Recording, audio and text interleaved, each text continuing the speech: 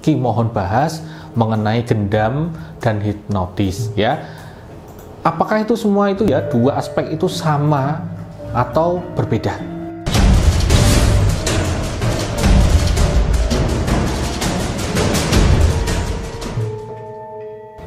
Assalamualaikum warahmatullahi wabarakatuh ya. Ada beberapa klien saya dan juga para subscriber WA ke saya ingin dibahas Ki mohon bahas mengenai gendam dan hipnotis ya.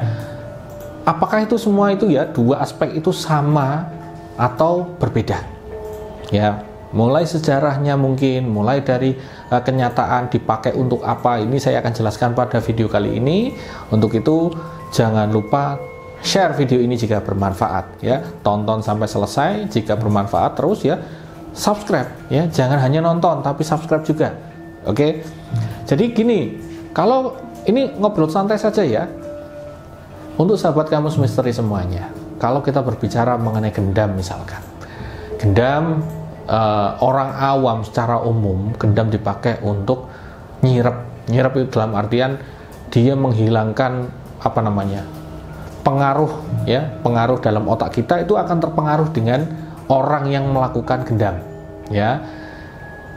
Pada kejadian yang lalu-lalu ya, mbah saya itu mengatakan gendam itu hati-hati karena gendam itu macam-macam bentuknya ya.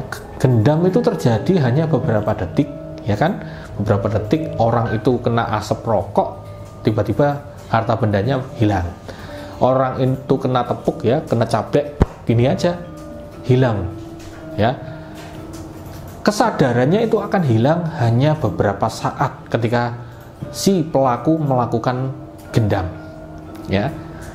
Jadi kalau kita berbicara mengenai gendam, konotasinya juga langsung akan negatif begitu. Saya tidak tahu gendam ini bisa menjadi positif atau tidak, saya tidak tahu.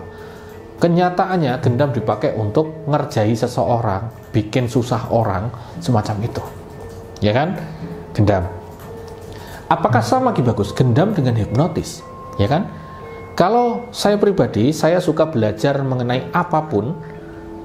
Hipnotis pun saya belajar. Kalau disuruh hipnotis ya insya Allah saya bisa ya, tapi harus lihat dulu orangnya mana yang bisa dihipnotis.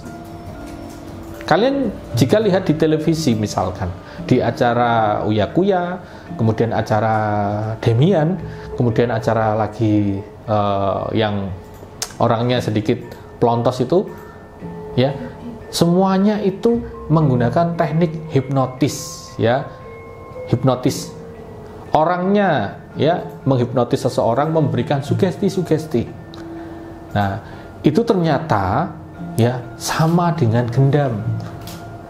Bedanya ya penamaan saja. Kalau gendam itu ya ada di Indonesia ya, di Jawa itu banyak namanya gendam begitu, ilmu gendam ya kan.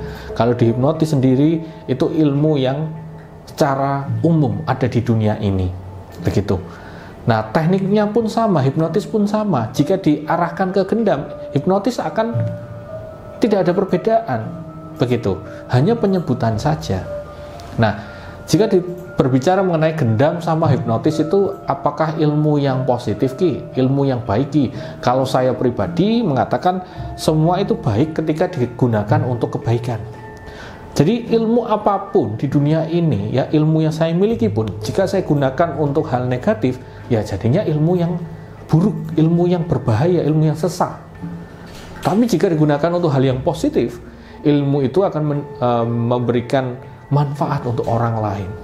Contoh, ada orang yang susah tidur, ya kan? Minta untuk diterapi menggunakan hipnotis. Loh itu bisa. Anak yang nakal, kita ajak ngobrol, kita buat hipnotis lah ibaratnya. Membuat dirinya nyaman, kemudian dia itu tidak akan nakal lagi. Orang yang kecanduan merokok, itu bisa disembuhkan. Bahkan penyakit-penyakit di dunia ini, jika orangnya diajak untuk selalu positive thinking, itu hipnotis akan bekerja di dalam tubuhnya sendiri, akan lebih mudah ya kan, karena setiap manusia itu bisa menggunakan ilmu hipnotis ataupun gendam ya penyebutannya.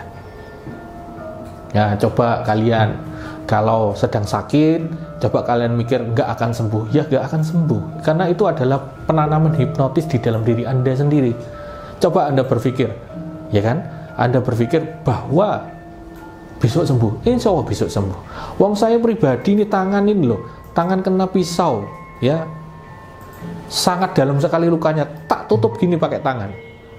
Saya mikir, saya berdoa, ya, doa itu sama, ya, sembuh, hipnotis dalam diri saya akan membuat ini sembuh. Duh, langsung tertutup, sembuh. Tapi rasa nyerinya masih, tapi tertutup dan sembuh, tidak berdarah lagi.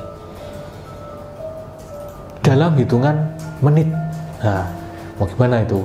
Andai kata manusia itu kalau ilmu hipnotisnya sangat kuat, ya misalkan ya, wong namanya otak manusia ini tidak terbatas ya ilmunya, ya dikaruniai oleh Allah Subhanahu wa taala, kita tidak terbatas. Misalkan tangan ini patah, ya misalkan patah atau bagaimana.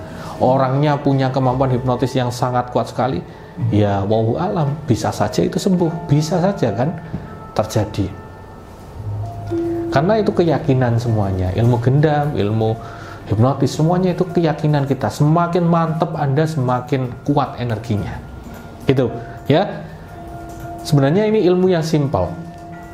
Tapi kunci atau hikmah yang bisa kita petik pada video kali ini, semua ilmu yang Anda amalkan, ya kan, jika itu digunakan untuk hal yang baik, akan menjadi ilmu yang bermanfaat. Jika Anda gunakan untuk keburukan, itu menjadi ilmu yang sesat. Itu kalau menurut saya. Oke? Semoga bermanfaat. Sekian dari saya. Kita next video, insya Allah besok atau kapan, silakan tunggu saja. Ya. Wassalamualaikum warahmatullahi wabarakatuh.